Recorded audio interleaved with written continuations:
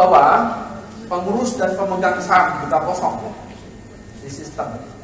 Ya, jadi tidak serta-merta yang PT Perorangan tadi pengurusnya, direkturnya tampil di sini. Jadi kita mesti menambah. Ya. Nah di sini juga sering error di NPWP, betul ya? Ya, menghubungi KKP gitu ya. Itu server bukan ahunya, tapi KKP-nya mungkin lagi rame. Ya, jadi kalau tidak bisa, tunggu, coba lagi. Ya, memang tidak ada jalan memang juga ya. Jadi ini diisi semua Bapak Ibu, ada nama. Nah untuk nama sekali lagi karena kita ada di sistem.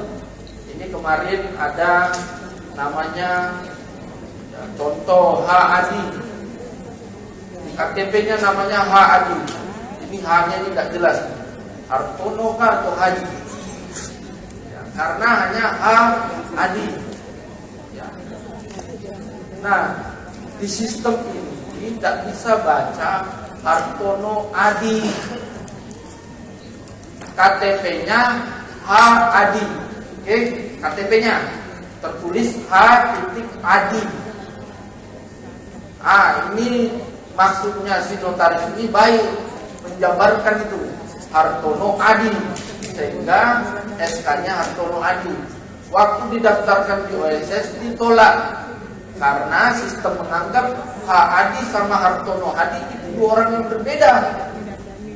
Ya. Sistem tidak tahu. Jadi penulisan di sini samakan dengan yang ada di KTP. Jangan ditambah-tambah, tambahin TN titik NY. Maksudnya baik supaya kamu bawa itu Tuhan ke dunia, tapi kebaikannya tidak bisa dibaca sama sistem. Itu masalah. Jadi nama sesuai dengan KTP, jangan ditambah-tambah. Kalau ada gelar cukup dijabarkan di akte saja, disebut juga gitu ya, di aktenya saja, tapi jangan di sini. NIK, NPWP, ya, biasa ini sama kita membuat pendirian PT ya, atau perubahan sama alamat ya. Jadi inilah yang ditarik oleh beberapa kementerian. Ya, ini yang ditarik data ini. Itu sebabnya jangan sampai tadi disampaikan, jangan sampai nomor telepon 0 aja. Biar cepat selesai. Lama aja pelaku usaha ini di telepon dan kunjung juga diangkat. Ini SK itu cepat-cepat selesai. Gitu ya, biar utang juga selesai, kerjaan selesai. Dikasihlah semua sama 0 sama notaris. Ini kebaca di sistem. Jangan.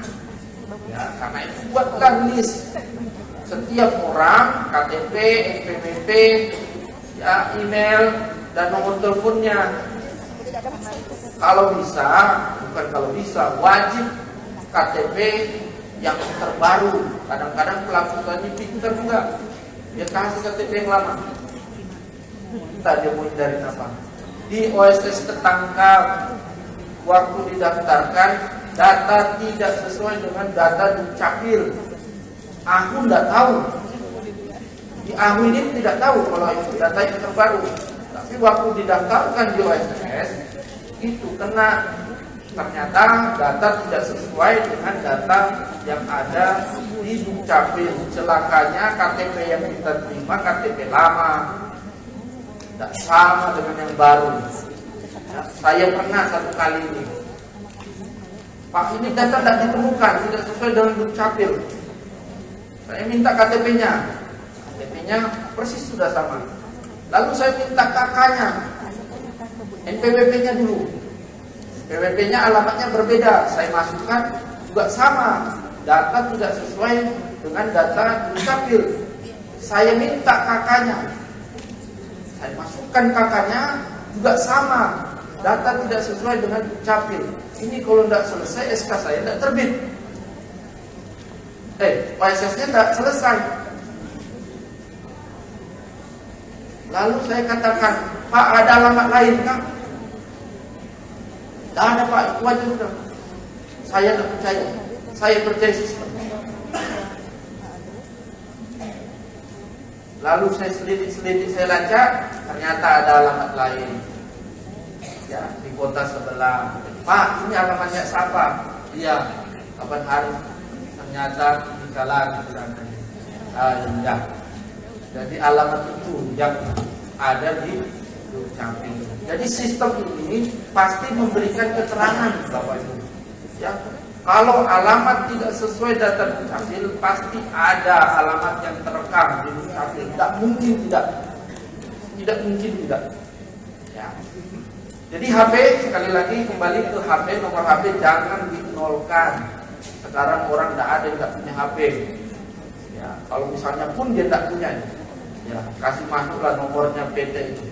Kalau memang dia tidak punya. Tapi zaman sekarang saya rasa semua orang punya nomor handphone. Ya. Karena ini wajib, sama email. Email juga menjadi kolom yang wajib. Ya, sekalian yayasan lah. Yayasan mungkin tidak wajib, betul ya? Sampai sekarang kalau tidak salah yayasan email itu tidak bintang. Ya, email itu tidak bintang, di OSS bintang. Harus ada. Jadi kita lihat sistem. Apapun yang ada di kotak itu diisi. Jangan di nol-nolin biar cepat, gitu ya. Diisi ya. Ini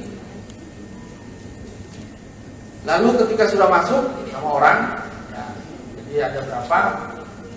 Ini pemilik manfaat. Pemilik manfaat biasanya otomatis. Coba dulu. Ini kalau tadi saya isi orangnya di sini lengkap, pemilik manfaatnya otomatis ada di sini. Karena kita tidak isi, ya. Nah, pemilik manfaat itu diisi siapa? Ya mereka lah yang tentukan. Ya, pelaku usaha itu sendiri yang menentukan siapa pemilik manfaat. Nah, di sistem pemilik manfaat banyak kendala. Kendalanya adalah bagaimana kalau kita merubah nama si pemilik manfaat itu. Nah, sistem belum bisa. Saya tidak tahu kalau sekarang masih belum bisa merubah, baik perubahan maupun pengkinian. Padahal sudah diisi, dirubah-rubah tidak tersimpan dia. Kembali lagi nama orang yang lama, ya.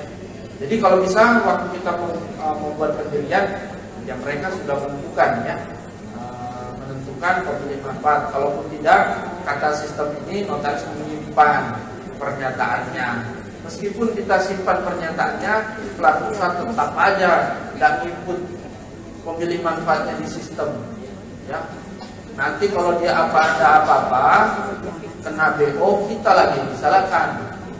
Notarisnya tidak lapor. Jadi selalu itu notaris. Yang disalahin kalau dia tidak bisa diperizinan, notaris. Ya itu yang paling enak disalahin. Notarisnya tanya aja kepada notarisnya. Nah, padahal BO ini tanggung jawabnya mereka, ya. Nah, ini kita tentang semua Bapak Ibu, saya pikir kita semua tahu sampai sini, ya. Setelah itu masuk di peran hijau. Oke. Setelah itu masuk di peran hijau dan cetak SK. Itu AHU, ya. Itu AHU. Tadi beberapa kendala saya sudah sampaikan yang sering terjadi beberapa kendala. Sekarang kita masuk ke OSS-nya. Pak, sisa 15 menit lagi, ya. Ya, saya biasa ditegur. Ya, ini OSS perorangan, PT perorangan. Ternyata NIP PT perorangan itu sama persis dengan PT pada umumnya, PT biasa, persekutuan modal, sama. Kita tidak bisa melihat ini bahwa PT ini adalah PT perorangan.